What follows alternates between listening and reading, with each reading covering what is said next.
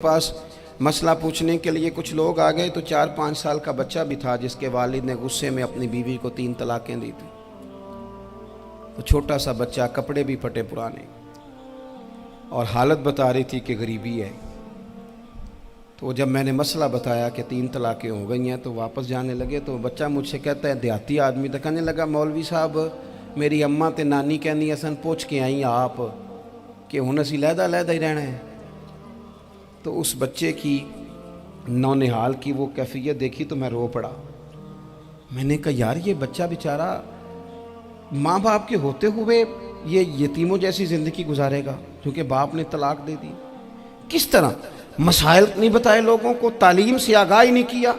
और इसमें बहुत बड़ा जुल्म है उन लोगों का भी जो जनाजे पे खड़े होके तो कह देते हैं, मेरी तरह के लोग, अच्छे उलमा की बात नहीं करता, वो कह देते हैं देखो जिन लोगों को जनाजा नहीं आता, भैया आपने किस दिन इशा के बाद क्लास लगाई थी जनाजा सिखाने की? ये तो आपने कह दिया लोगों को कुरान जी ठीक नहीं आता।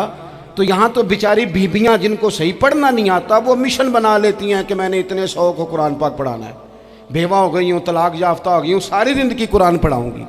हम क्यों ये मिशन नहीं बनाते, क्यों इस तरफ सफ़र नहीं करते? एक तो दीनी मालूमात में, दीनी उलूम में अपने आप को लगाएं और ज़ौक़ पैदा करें कि जो चीज़ें मुझे नहीं आती मैंने वो सीखनी है, जो मामलात मुझे नहीं आते मैंने उनकी तरफ सफ़र करना है। एक तो अपना ये मिजाज बनाएं। और जब आप दीनी उलूम सीखते हैं तो पता है कौन सा मंज़र कायम होता है? मंज़र वो बनता है कि हज़रत अबू हुरैरा भी दीन सीखा करते थे, हज़रत अब्दुल्ला इब्न उमर भी असहाबे सुफ़ा में रहा करते थे, हज़रत अनस बिन मालिक भी रहा करते थे।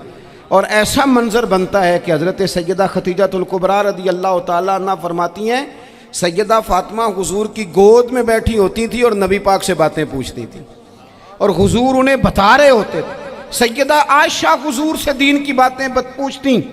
चौथा हिस्सा हमारी फ़िक़्ह के उसूल हज़रत फ़ातिमा की, हज़रत आयशा सिद्दीक़ा की मरवियात पर मबनी है। अगर हमारी बच्चियां छोड़ दें डाइजेस्ट पढ़ना, छोड़ दें इधर उधर की मूवी देखना और वो किताब व सुन्नत पर आ जाएं तो बहुत सारे मसाइल ऐसे हैं जो उलझने से पहले ही सुलझे हुए हों। दीनी तालीम का मिजाज और ज़ौक़। और दूसरी आयत करीमा मैंने तिलावत की, अल्लाह करीम ने कुरान मजीद में फरमाया, या अय्युहल्लज़ीना आमनू कू अनफुसकुम व अहलीकुम नारा, ऐ ईमान वालों खुद भी दोज़ख की आग से बचो और अपने घर वालों को भी बचाओ। ओ वालिद, वो माँ जो बच्चों को भूख से बचाने के लिए मेहनत करती है, उनको मायूसी से बहुत सारे माँ बाप ऐसे होते हैं जिनके पास कपड़े लेने के पैसे नहीं होते ईद पे। क्यों? अजान शुरू होगी जी, अजान सुने जी।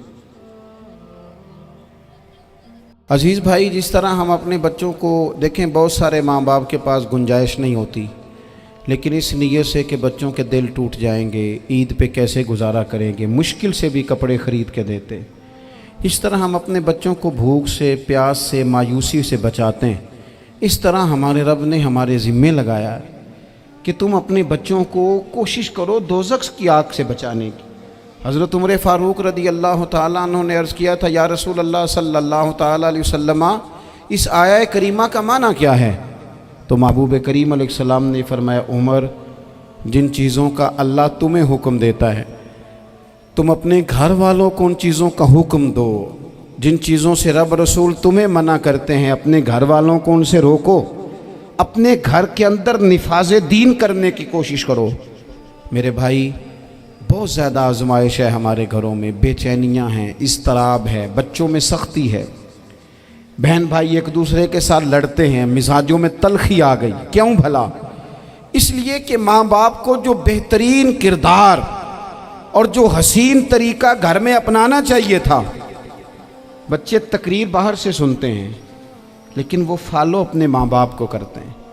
अगर माँ बाप में हौसला हो, सब्र हो, इत्मीनान हो, खुददारी हो, थोड़े पर गुजारा करने का मिजाज हो। देखें ना, आज डिप्रेशन है, टेंशन है, पैनिक्स अटैक्स हैं, बड़ी सारी चीज़ें आ गई हैं। क्यों भला? सब्र नहीं, तहम्मुल नहीं, बुर्दबारी नहीं। आजमाए। एक दिन एक बच्चा मेरे पास आ गया मदरसे का और आके वो रोने लगा। میرے گھر والے کہنے لگے کھانا چھوڑ دیں پہلے اس کی بات سن لے. میں نے کہا پتر کیا ہوا, کسی نے مارا ہے کسی استاد نے؟ کہنے لگے نہیں حضرت, گھر فون کیا تھا تو میری اماں اور ابا کی لڑائی ہو رہی ہے. بچہ کانپ رہا ہے, ٹانگیں کانپ رہی ہیں. میں نے کہا کیا ہو کیا گیا تمہیں پتر, لڑائی ہو رہی ہے تو گھروں میں ہو ہی جاتی ہے. کہنے لگے نہیں آپ کو پتہ نہیں وہ بڑا سخت لڑتے ہیں. میرے والد جب میری والدہ کو مارنے کے لیے آگے بڑھتے ہیں تو ہم سارے چار پنجوں کے نیچے چھپ جاتے ہیں, ہمیں خوف آتا ہے, وہ منظر خطرناک ہوتا ہے. یہ کون تکلیف دے رہا ہے اپنے بچوں کو؟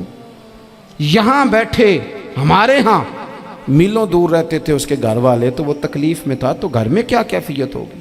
اگر حوصلہ ہو, صبر ہو, قناعت ہو, اللہ کے دیے ہوئے تھوڑے رزق پر ہمیں راضی رہنا آتا ہو, ہمارے گھروں میں سکون آئے, اطمینان آئے, ہم جو زندگی بڑی خوشی خوشی گزار سکتے ہیں.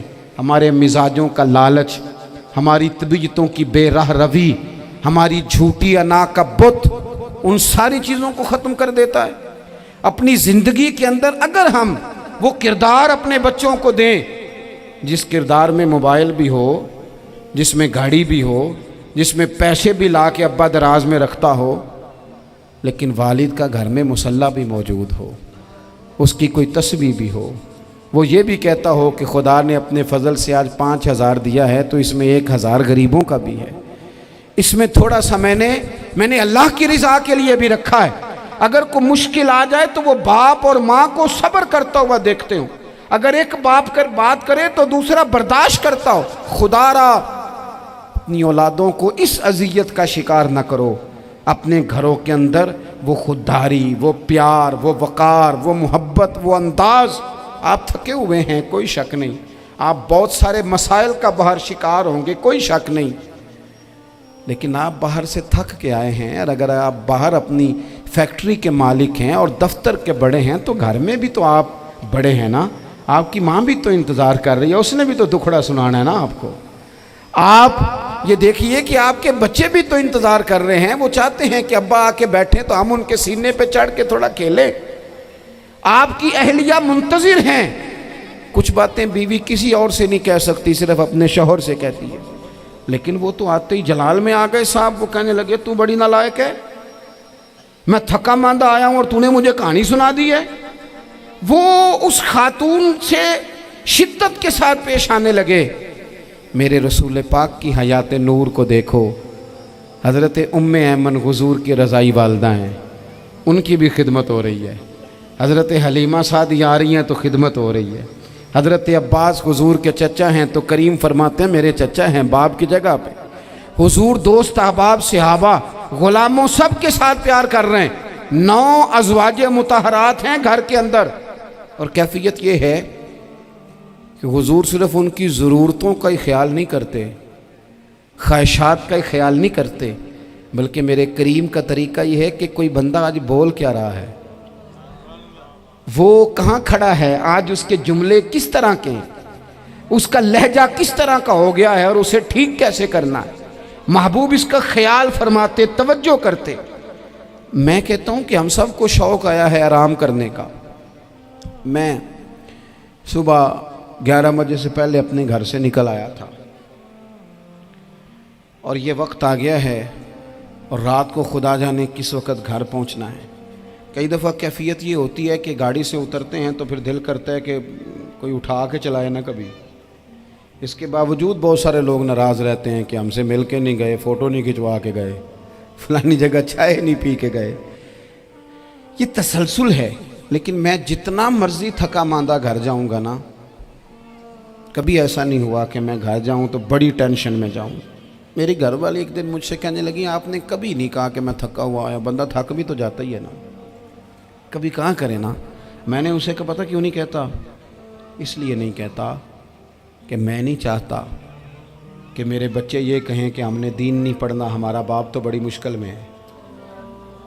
ہم اپنے کام کے بارے میں اپنے گھر میں شکوے کرتے ہیں. آپ کسی بچے سے پوچھ لیں کون سا کام کرنا ہے, کہ اندر جڑا ابا جی کر دے رہے ہیں وہ نہیں کرنا. کیوں کہ ابا جی ہر روز تو کہتے ہیں میں بڑا الجھ گیا ہوں, یہ کام بڑا مشکل ہے. میں چاہتا ہوں کہ میں اپنے بچوں کو یہ بتاؤں کہ پتر میں تو جدھر جاتا ہوں پھول ہی پھول ہیں. میں تو جدھر سے گزرتا ہوں محبت ہی محبت ہے، میں تو جدھر سے دیکھتا ہوں دعائیں ہی ملتی ہیں، تاکہ ان کا شوق پیدا ہو۔ میرے عزیز، آپ تھوڑا سا دل بڑا کریں۔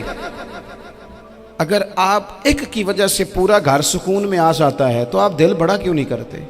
جگہ ڈھونڈتے ہیں بس مجھے کوئی تنگ نہ کرے، کوئی میری باپ ماں بدولت کو کوئی پریشان نہ کرے۔ بخاری شریف سنیے، حضرت عائشہ صدیقہ رضی اللہ تعالیٰ عنہ بیٹھی ہیں، حضور فرمانے لگے عائشہ آج ایک بات نہ بتاؤں تمہیں؟ یا رسول اللہ بتائیے۔ حضور فرمانے لگے جب تم مجھ سے ناراض ہوتی ہو تب بھی مجھے پتہ چل جاتا ہے، اور جب راضی ہوتی ہو پھر بھی پتہ چل جاتا ہے۔ تو حضرت سیدہ عائشہ صدیقہ بات سن کے بڑی خوش ہوئیں، یا رسول اللہ وہ کیسے؟ حضور فرمانے لگے کبھی کبھی تم قسم اٹھاتی ہو۔ یا رسول اللہ ہاں۔ فرمایا جب ہوتی ہو نا راضی، خوش، تو پھر کہتی ہو مجھے رب محمد کی قسم صلی اللہ علیہ وسلم، پھر تم میرے نام کے ساتھ رب کریم کا نام ملا کے قسم اٹھاتی ہو، رب محمد کی قسم۔ یا رسول اللہ بالکل ایسے ہی ہے۔ اور فرمایا جب تمہارے دل میں کوئی بات ہوتی ہے نا تو پھر تم کہتی ہو مجھے رب ابراہیم علیہ السلام کی قسم، پھر تم رب محمد نہیں کہتی۔ یہ بخاری مسلم میں موجود ہے۔ حضرت عائشہ صدیقہ نے تو بات سنی تو کھل گئی طبیعت، کہنے لگی کریم صدقے جاؤں، یہاں تک خیال فرماتے ہو؟ کس کے جملے کہاں پہنچ گئے، یہاں تک خیال ہے؟ فرمایا مجھے پتہ چل جاتا ہے کہ تمہاری کیفیت کیا ہے، کہاں کھڑی ہو۔ اور بھئی ہم تو اپنی ماں کا بھی خیال نہیں رکھتے۔